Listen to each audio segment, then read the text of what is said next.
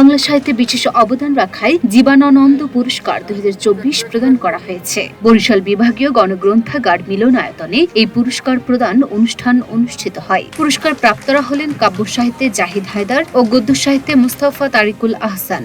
অনুষ্ঠানে প্রধান অতিথি ছিলেন প্রখ্যাত সাহিত্যিক মামুন হুসাইন।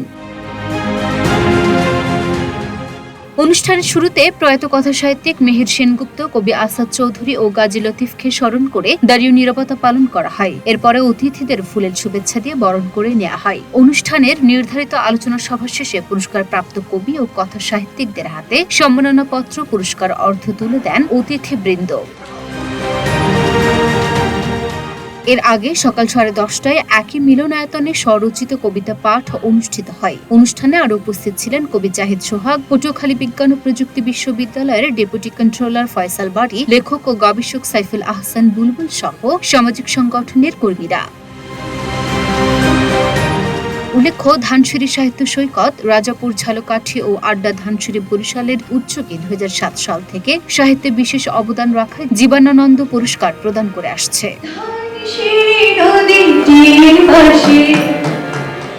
Luna Afroz, Dhaka post.